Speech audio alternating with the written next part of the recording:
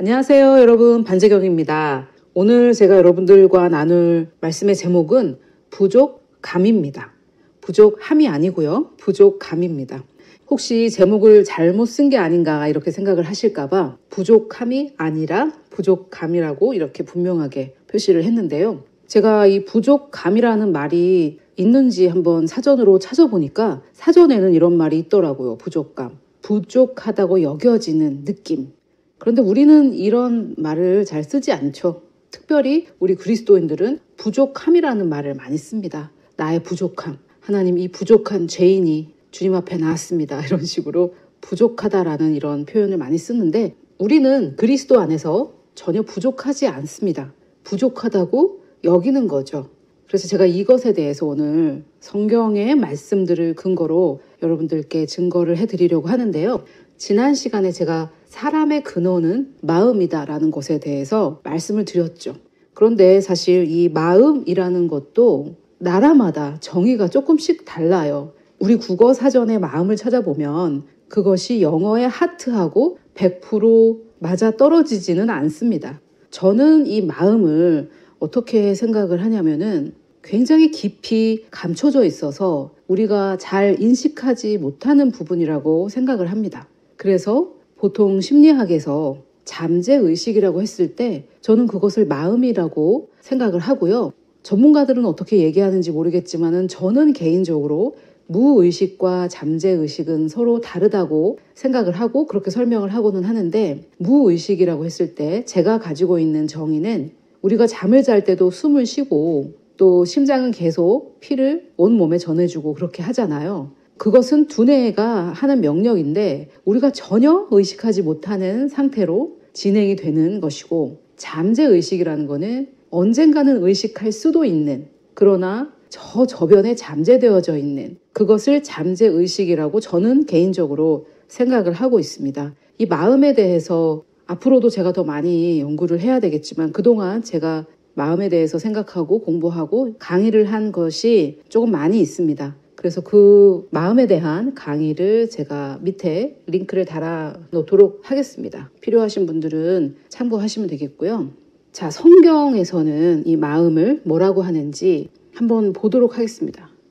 이 잠언 23장 7절은 우리 한국 성도들에게는 자주 인용이 되는 구절은 아닌데 미국에 가보니까 성도들은 물론이거니와 예수 안 믿는 사람들도 가끔씩 인용하는 그런 구절 있잖아요. 우리나라로 치자면은 교회 안 다니는 사람들도 뭐 죄 없는 사람이 먼저 돌로 쳐라 이런 구절은 되게 잘 알고 인용을 하잖아요. 그런 것처럼 이 구절도 미국에 가보니까 성도가 아니더라도 교회를 안 다니더라도 이 구절을 많이들 인용을 하더라고요. 특별히 어떤 이제 마음과 마인드 또는 두뇌에 대해서 연구하는 사람들이 굉장히 많이 인용하는 그런 구절입니다. 그런데 우리나라에서는 그다지 그렇게 관심을 받지 못하는 구절이라서 조금 안타까워요. 왜냐하면 이 구절이 너무나 중요한 것을 우리에게 알려주기 때문인데요. 이 구절에 보니까 그 마음의 생각이 어떠하면은 그 위인도 그러하다고 합니다.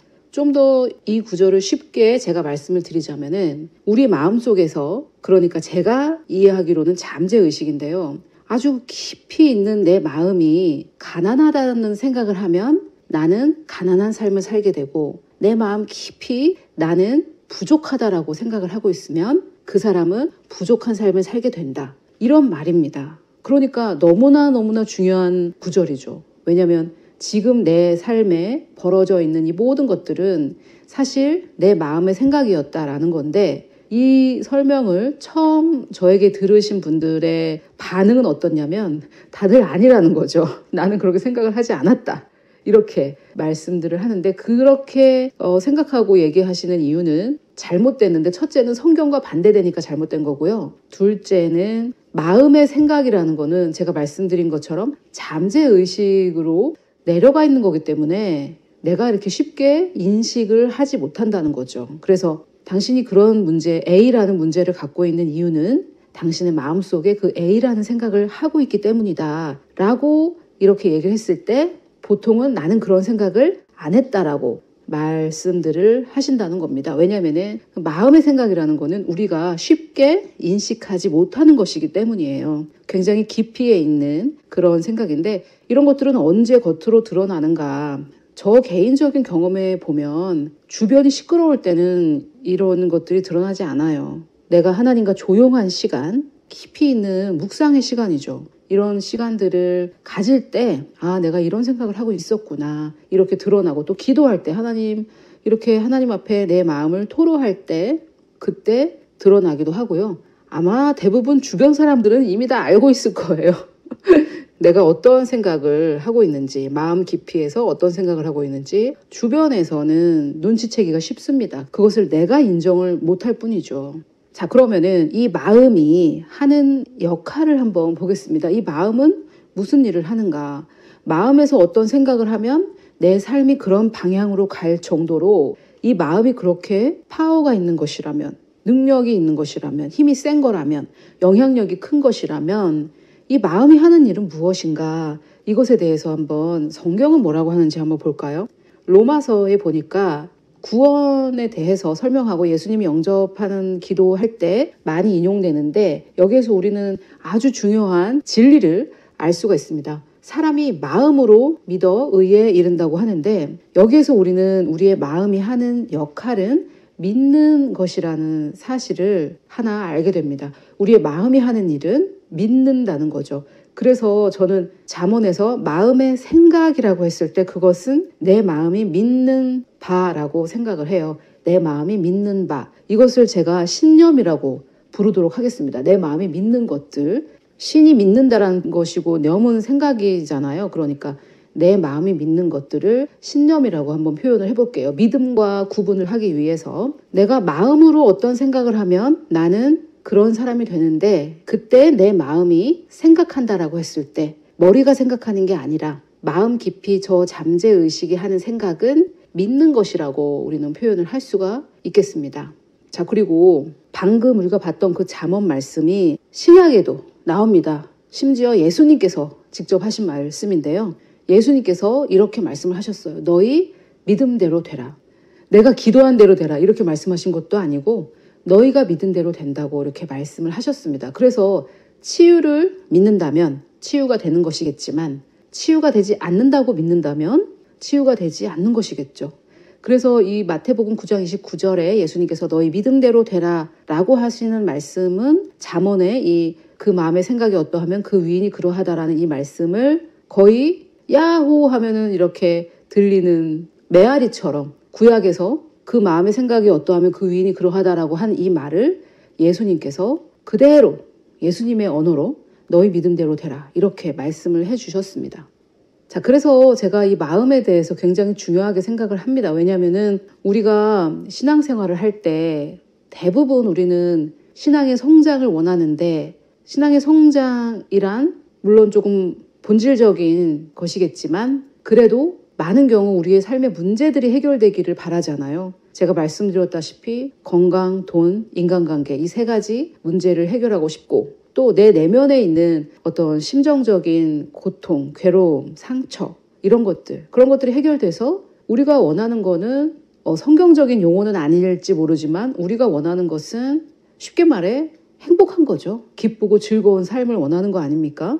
그래서 우리가 원하는 것, 그것은 우리 마음의 평안과 우리 마음의 기쁨, 마음의 행복 이런 것들이죠. 그런데 우리는 그것을 외부에서 찾으려고 하다 보니까 내 문제는 돈이야, 내 문제는 인간관계야, 내 문제는 내 건강이야 이렇게 생각을 하지만 사실 문제는 내 안에 있습니다. 문제가 내 안에 있다라는 이 표현은 내 잘못이다라는 뜻은 아니고요. 이것을 고치냐, 고치지 않냐라는 결정과 실행은 나에게 달려있다라는 뜻입니다. 이것은 듣기가 싫을 수는 있지만 굉장한 좋은 소식이에요. 왜냐하면 물론 하나님께서 인도하시고 도와주셔야 되겠지만 내 삶을 행복하게 만들 수 있는 것은 나지 타인이 아니듯이 내 삶을 불행하게 만드는 것도 나 자신이지 타인이 아니라는 거죠. 어떤 누군가가 내 삶을 불행하게 만들 수가 없다라는 좋은 소식인 거예요. 그래서 그렇게 하려면 우리는 우리의 마음에 없어야 될 것들은 없애버리고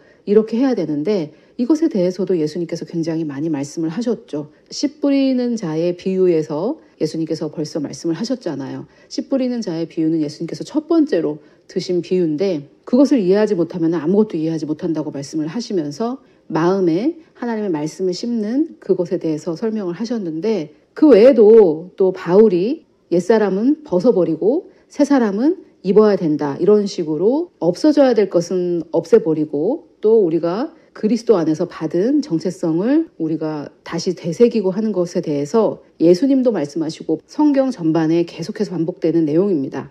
자, 그러면 오늘 제가 말씀드리고자 하는 것은 이 부족감이거든요. 부족함 말고요.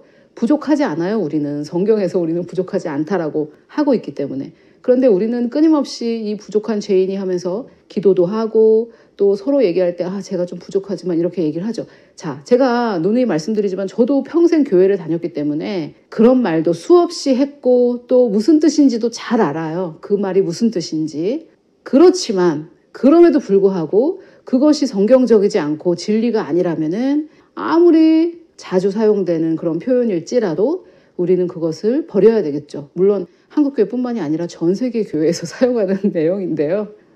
정말 우리는 복음을 잘 모르는 거죠. 우리가 부족하다라고 믿고 있는 것은. 자, 이게 지금 무슨 뜻인지 제가 좀 설명을 드릴 건데요. 예수 그리스도께서 너희 믿는 대로 되라고 하셨고 그 마음의 생각이 어떠하면 그 위인도 그러하다고 자문에서도 얘기하고 있기 때문에 내 자신이 스스로가 부족하다고 믿는다면 그 사람은 어떤 삶을 살게 될까요? 부족하지 않는 삶은 살 수 없습니다. 자신이 부족하다고 믿는 사람은 부족한 삶을 살 수밖에 없어요.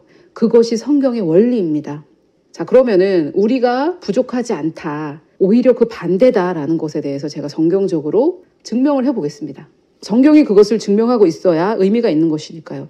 자, 골로새서 2장 10절을 보면 너희도 그 안에서 충만하여졌으니 그는 모든 통치자 권세의 머리시라 라는 말씀이 나오는데 여기서 그 안에서라는 것은 그리스도 안에서라는 뜻입니다. 자, 그리고 이 충만이라는 이 단어가 정말로 성경이 말하는 그 표현 그대로 사용이 되는지 그거 잘 모르겠어요. 왜냐하면 이 충만이라는 단어를 우리가 교회에서 주로 쓰는 말이지 교회 밖에서는 잘 쓰는 단어가 아니지 않습니까? 지금 제가 보여드리는 이것을 보면은 이게 뭐 사랑이 깨졌다 그런 뜻이 아니라요. 이것을 양쪽을 붙이면은 온전한 하트 모양이 되지 않습니까? 그래서 내 반쪽을 찾아서 그 사람과 결혼을 해서 이제 우리의 사랑이 완성됐다 이런 표현들을 많이 쓰잖아요. 그것을 미국 사람들은 뭐라 그러냐면은 내 반쪽을 만나서 결혼을 해가지고 나 자신이 complete, 충만해졌다라는 표현을 씁니다. 왜냐하면 이 충만이라는 단어가 무슨 뜻이냐면 부족했던 게 채워져서 완전한 상태가 됐다라는 뜻이에요. 또 다른 그림으로 한번 설명을 드려볼게요. 이 그림은 뭐 반이 채워졌냐 아니면 반이 비었냐 긍정적이냐 부정적이냐 그런 의미로 제가 준비한 게 아니라 지금 이 컵은 아직 반이 비어있죠. 그런데 이 컵이 충만해지려면은 물이 다 가득 차야 되잖아요. 컵이 완전히 가득 차 있는 완전히 잔이 꽉 차 있는 그 상태 그것을 충만이라고 하는 거예요. complete. 다윗이 고백했잖아요. 내 잔이 넘친다고. 부족하지 않고 넘친다고. 그래서 쉽게 우리가 이해하기 쉽게 한번 표현을 하면은 충만이라는 이 말은 영어로는 complete인데 부족함의 반대라고 생각하시면 됩니다. 또 우리가 사용하는 말로는 충분이죠. 충분하다. 이 정도면은 충분하다. 이런 거죠. 예를 들어서 오늘 준비한 이 음식이 좀 부족하지 않을까요? 아니요, 충분합니다. 충분하고도 남아요. 이렇게 이제 얘기할 때 그것이 complete예요. 그러면은 우리가 하나님 앞에 나아갈 때 하나님 저 정말 부족하지 않나요? 이렇게 얘기할 때 하나님은 아니야, 너는 충분하다. 너는 충분하고도 남음이 있다. 그리스도 안에서 이렇게 얘기를 하시는 것이 바로 골로새서 2장 10절이에요. 바울이 그렇게 얘기하는 거예요. 너희도 그리스도께서 하나님 안에서 충만해지셨듯이 너희도 그 안에서 그리스도 안에서 너희도 충분하다. 이제 부족함이 하나도 없다. 라고 말하는 겁니다. 바울이.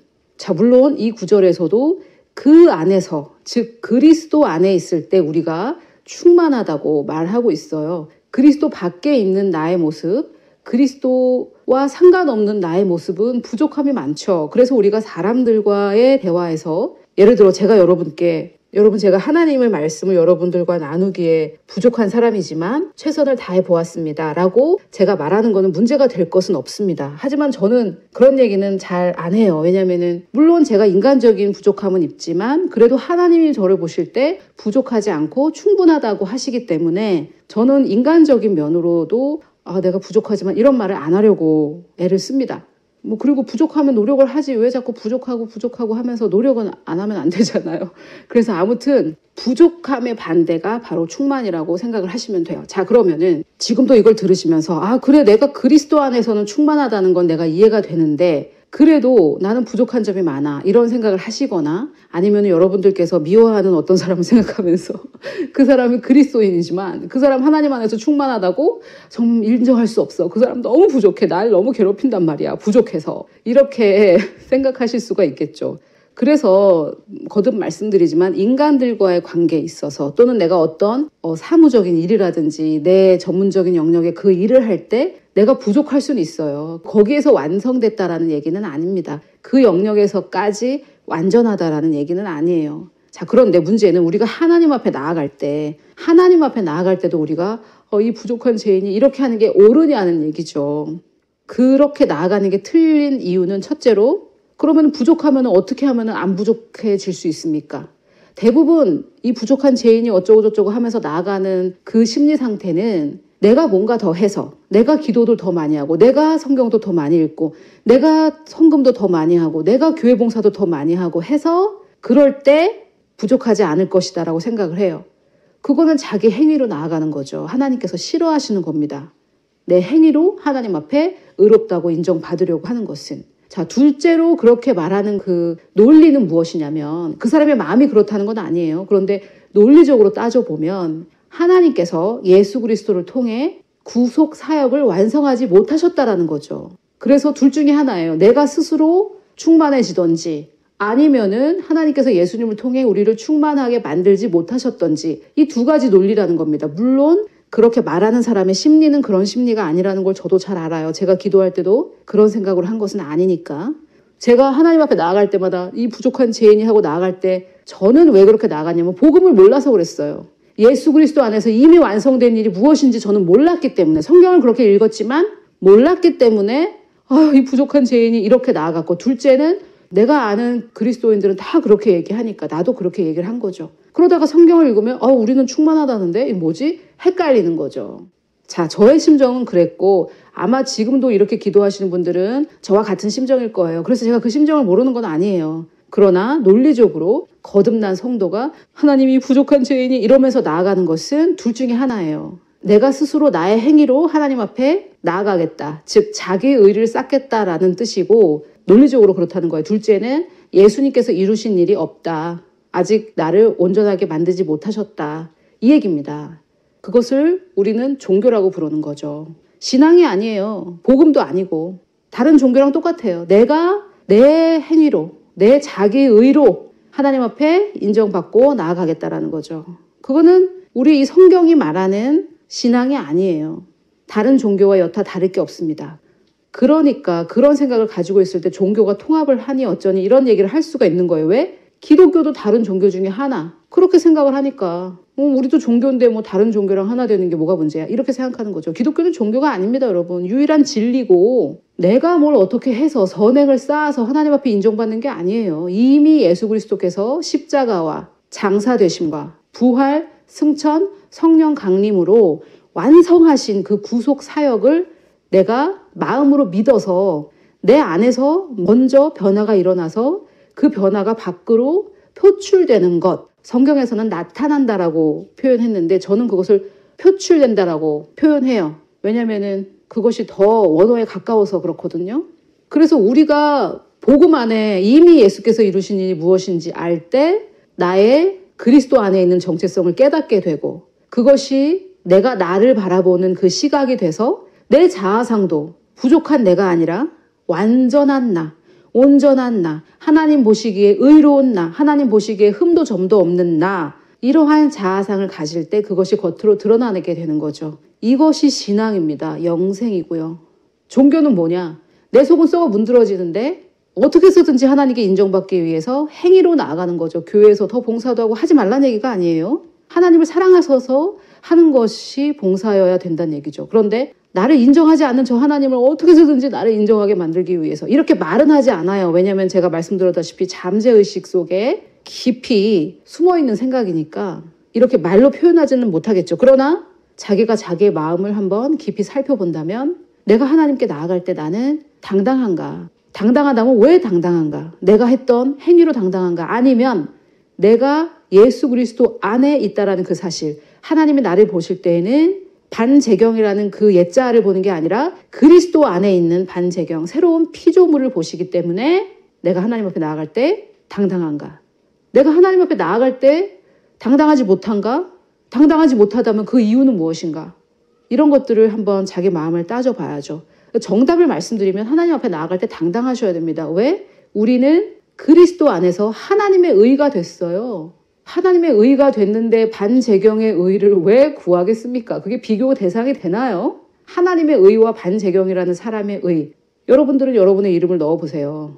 하나님의 의와 반제경의 의가 비교 대상이 됩니까? 그런데 저는 그리스도 안에서 하나님의 의 그 자체가 됐는데 그럼에도 불구하고 제가 하나님 앞에 나아갈 때 제가 막 쭈뼛쭈뼛하고 이 부족한 못난 죄인이 이렇게 나아가는 게 얼마나 정경적이지 않습니까? 자, 그리고 우리가 아주 많이 읽어보고 인용하고 했지만 제대로 이해하지 못하는 구절이 바로 이 요한복음 4장 24절인데 저도 사실 평생 이 무슨 말인지 이해를 못했다가 그 단어 공부를 하고 나서 이해를 하게 됐는데 하나님이 영이시래요. 자, 하나님이 영이십니다. 그러면은 나는 영혼 몸으로 이루어졌는데 미국인하고는 미국말로 해야 되듯이 하나님이 영이시니까 이 하나님하고 교제할 수 있는 나의 부분은 영혼 몸 중에 어디일까요? 하나님이 영이시니까 내 영으로 나가야 되는 거죠. 이게 무슨 말이냐면은 미국 사람하고는 영어로 얘기해야 된다 이 얘기예요. 그럼 내 영으로 나간다는 게 도대체 어떻게 되는 것인가? 예수님께서 말씀하시는 거 제가 여러 번 인용했는데 내 말이 영이라고 하셨거든요. 그래서 말씀이 말하는 나, 하나님의 말씀이 설명하고 있는 이 반제경은 어떤 인간인가? 이것이 바로 저의 영에 대한 묘사입니다. 그래서 내 영은 어떤 모습인지 알려면 여러분 느껴지지 않아요, 영은. 영은 느껴지지 않아요. 우리가 굉장히 그 점에 대해서 오해하고 성령의 임재가 느껴진다 이런 표현을 쓰는데 무슨 말인지 알아요. 제가 또 말씀을 드리면 저도 그런 말 많이 했고 저도 평생 교회 다녔고 이런저런 부흥에 다 쫓아다녔기 때문에 무슨 말인지 잘 압니다. 성령의 임재가 느껴진다. 그런데 성령의 임재가 왜 거기만 느껴집니까? 여러분 잘못 느끼신 거죠. 무소부재하시고 어디나 계신데 그러면 24시간 느껴져야죠. 왜 그때만 느껴져요? 진짜 성령이 느껴진 거라면. 영은 느껴지지 않아요, 사실 우리의 몸으로는. 그러면 영은 어떻게 하느냐? 하나님의 말씀이 묘사하는 게 내 영의 모습이에요.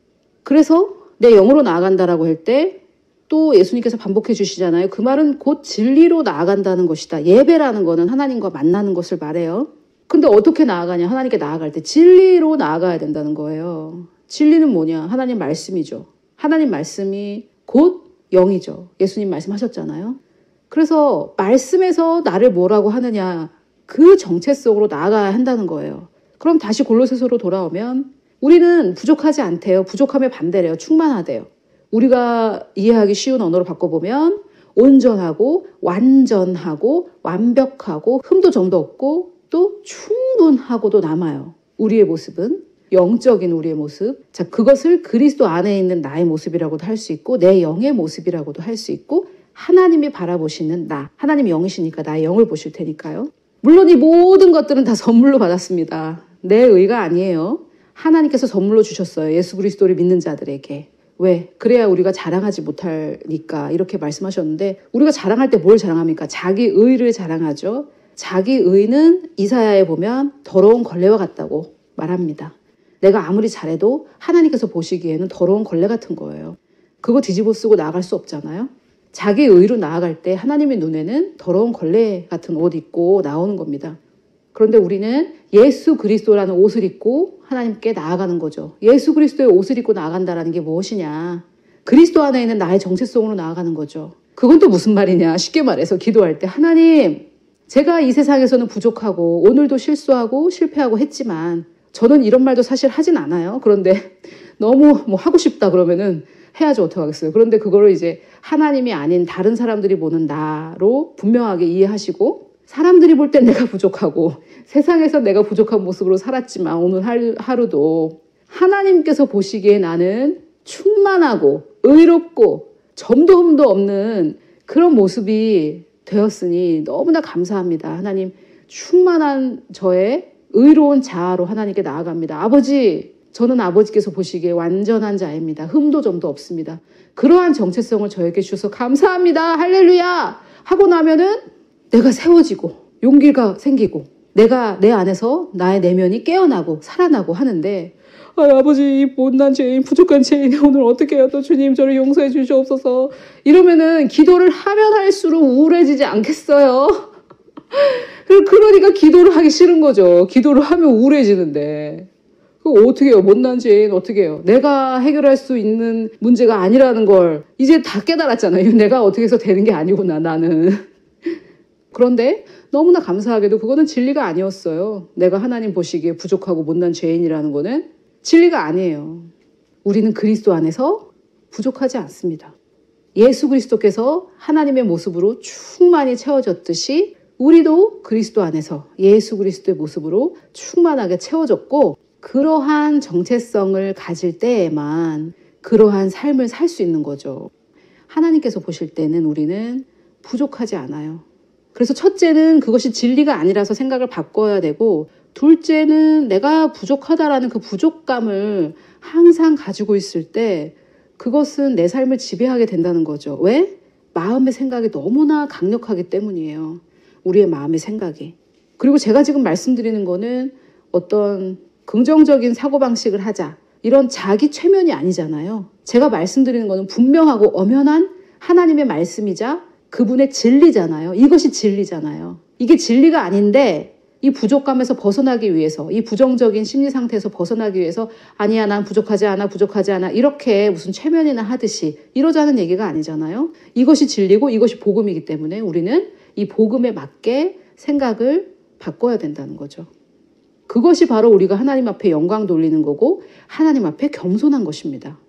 하나님이 말씀하시는 것이 다 맞습니다. 제가 느껴지고 제가 생각하는 것이 하나님 말씀과 틀리다면 저는 생각을 고치겠습니다. 하나님이 맞습니다. 그리고 이 말씀을 오로지 이 말씀만을 우리 마음에 심을 때 우리 마음이 변화가 되는 거죠. 이 말씀을 막는 것들, 이 말씀이 심겨져서 열매를 맺는 것을 방해하는 것들이 있다면 그것은 무조건 버려야죠. 그래서 신앙생활을 간단하게 또 한번 표현해 보자면 이렇게 표현할 수 있는 거죠. 하나님적이지 않은 것들, 즉 성경적이지 않은 생각들은 다 버리고, 성경적이지 않은 생각, 성경적이지 않은 신념, 성경적이지 않은 감정, 이게 다 사실 같은 말인데 이것들을 다 버리고 오로지 하나님의 말씀에 맞는 생각, 하나님 말씀에 맞는 신념, 하나님 말씀에 맞는 감정만 내 안에 담아놓는 그거죠. 버리고 채우고, 버리고 채우고, 벗어버리고 입고, 벗어버리고 입고. 그것이 우리가 해야 될 일입니다.